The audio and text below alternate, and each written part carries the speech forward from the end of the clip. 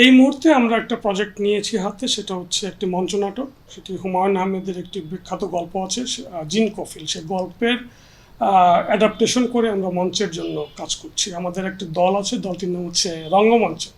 তো রঙ্গমঞ্চ আমরা গত বছর আমরা এই দলটি শুরু করি এবং এই দলের প্রথম প্রযোজনা হবে এই মিসির আলী সিরিজের নাটকটি, যেটি ডালাসে হবে। ডালাসের স্থানীয় শিল্পীরা, তাদেরকে নিয়ে এই কাজটা করছি। এখান থেকে কোনো শিল্পী যাচ্ছে না, বাট এখান থেকে আমরা অনেকে সহযোগিতা পাচ্ছি। যেমন আমার এই নাটকে পরামর্শ দিচ্ছেন মেহরাবুর শাওন, হুমায়ুন আহমেদের যে অ্যাসিস্ট্যান্ট ডিরেক্টর জুয়েল রানা, এবং এই নাটকের আবহ সঙ্গীত করছেন মাকসুদুজ্জামান মিন্টু, বিখ্যাত লোক। তিনি কাজ করছেন পুরো নাটকটাতে। একই সঙ্গে মামুনুর রশিদ, আমাদের শ্রদ্ধেয় মামুনুর রশিদ, তিনি আমাদেরকে অনেকগুলো ওয়ার্কশপ করিয়েছেন এই নাটকের উপরে আমরা যাতে ভালো মতো অভিনয় করি।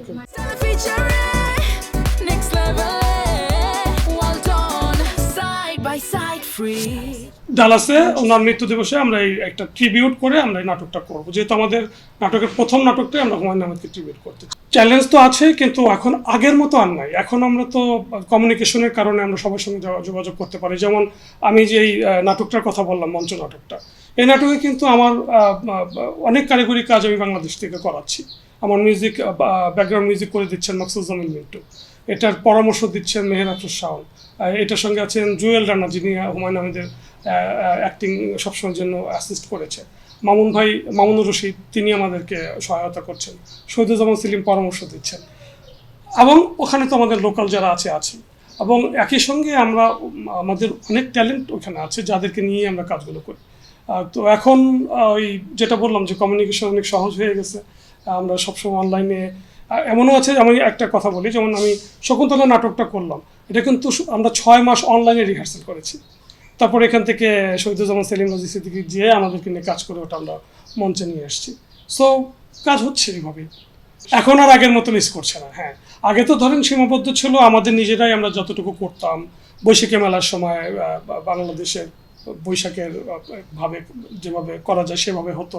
বড় বড় বৈশাখী প্রোগ্রাম হয়, নাটক হয়, প্রচুর বছরে কয়েকটা নাটক হয়। আমি তো অনেকগুলি টেলিভিশনের জন্য নাটক করেছি। তো আর ওখানে কিন্তু নিয়মিতভাবেই সাংস্কৃতিক চর্চা হচ্ছে, খুব ভালোভাবেই হচ্ছে। এবং নতুন প্রজন্মকেও আমরা আমি প্রচুর মেসেজ পাই যে তারা আমার সঙ্গে যুক্ত হতে চায়। ডালাসের থেকে আমরা প্রায় 30 জনের একটা টিম তৈরি করে ফেলেছি। তার মধ্যে আমাদের এই নাটকে আছে প্রায় 20 জনের উপরে চরিত্র, এবং আমার সামনে আমরা মামুনুর রশিদের একটি স্ক্রিপ্ট থেকে কাজ করব।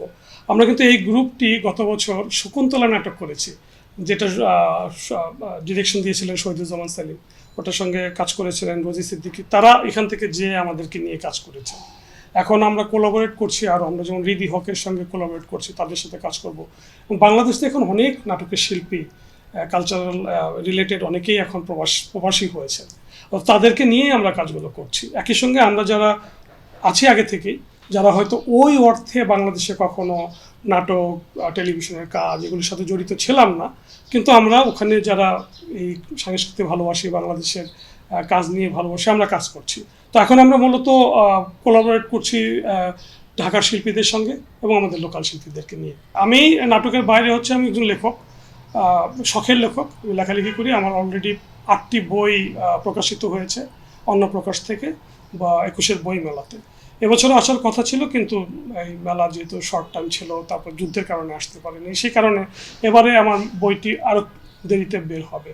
আর পাশাপাশি যেটা, আমি অনেকগুলো নাটক লেখালেখির পাশে হচ্ছে সাংস্কৃতিক অন্যান্য যে কর্মকাণ্ডগুলো থাকে সেগুলোর সাথেও কাজ করি। আমি মূলত একজন সাংস্কৃতিক কর্মী, একই সঙ্গে আমি একজন সংগঠক। আমি সাংস্কৃতিক সংগঠক আমাকে বলা যায়।